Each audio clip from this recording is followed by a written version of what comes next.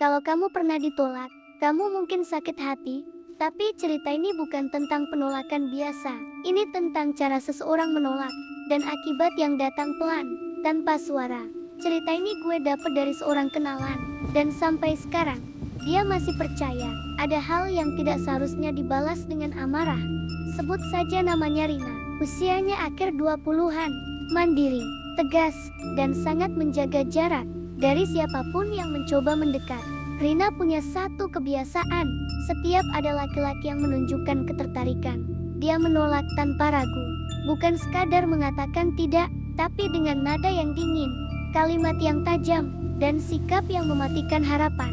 Menurut Rina, itu cara paling cepat dan aman, agar semuanya berhenti sejak awal.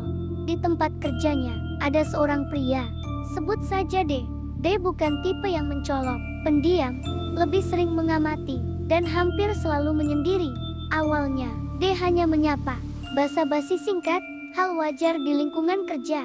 Tapi setiap kali itu terjadi, Rina membalas dingin, jawaban pendek, kadang terdengar menusuk. D tetap diam, seolah mengerti, sampai suatu hari, dia berbicara lebih serius. Bukan untuk memaksa, hanya menyampaikan perasaan. Dan sejak saat itu, semuanya berubah. Rina menolak, dengan suara keras, di depan beberapa orang. Kalimatnya singkat, tapi cukup melukai. Sejak hari itu, dia tidak pernah menyapa lagi, tidak pernah menoleh, seolah Rina tidak ada. Dan bagi Rina, semua dianggap selesai. Beberapa minggu kemudian, Rina mulai merasa tidak nyaman. Bukan sakit, bukan pusing berat, hanya rasa lelah tanpa sebab, tidur tak pernah nyenyak, dan sering terbangun saat hari masih gelap. Awalnya, semua dianggap stres kerja, barang mulai berpindah tempat, tanpa disadari.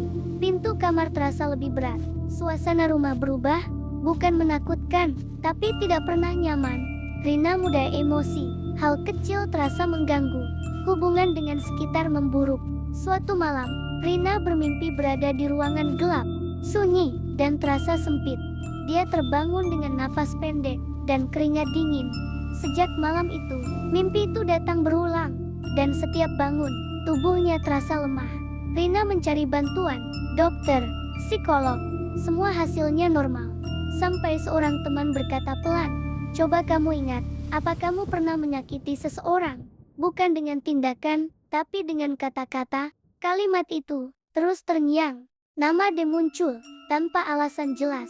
Rina terkejut, karena dia tak pernah memikirkannya lagi. Namun rasa bersalah datang, bukan takut, lebih seperti penyesalan lama. Rina mulai berubah, menjaga ucapan, menahan emosi, untuk dirinya sendiri. Perlahan mimpi buruk berkurang, tidur mulai tenang, dan rumah terasa ringan. Tidak ada bukti, tidak ada pengakuan, kiriman buruk, atau beban perasaan. Yang jelas, saat Rina berubah, keadaan ikut berubah. Dan sejak itu, ia belajar satu hal, yang paling menyakitkan, kadang bukan perbuatan, tapi kata-kata yang tak pernah ditarik kembali. Ini bukan pembenaran, bukan juga tuduhan, hanya pengingat. Kata-kata bisa melukai, dan dendam kadang datang tanpa suara, namun perubahan itu tidak langsung terasa sempurna. Ada malam-malam di mana Rina masih terbangun tiba-tiba, bukan karena mimpi buruk, tapi perasaan diawasi. Seperti ada sesuatu yang belum benar-benar pergi. Di tempat kerja, Rina mulai lebih banyak diam. Bukan dingin, bukan juga kasar. Lebih ke berhati-hati, memilih kata. Dan untuk pertama kalinya, dia memperhatikan sekitar. Meja kerja D masih ada, tapi selalu kosong.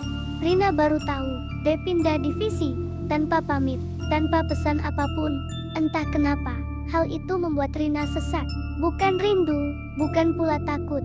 Hanya perasaan ada yang belum selesai. Suatu sore, Rina memberanikan diri bertanya.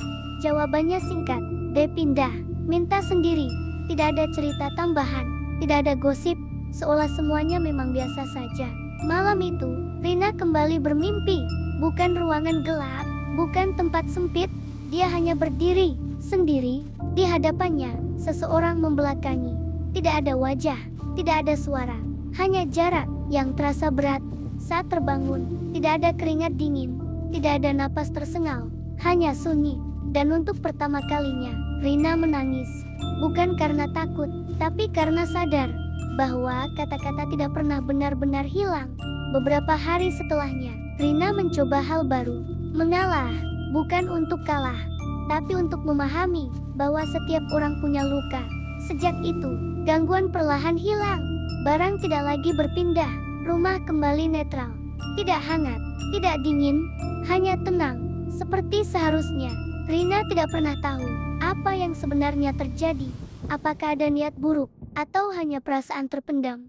Tapi satu hal pasti, sejak hari itu, dia tidak lagi sembarangan bicara, tidak lagi meremehkan, karena Rina sadar, tidak semua luka terlihat, dan tidak semua balasan datang secara langsung. Kadang, ia datang pelan, lewat mimpi, lewat perasaan, atau lewat perubahan, yang memaksa kita bercermin. Cerita ini tidak meminta kamu percaya, atau menyimpulkan apapun.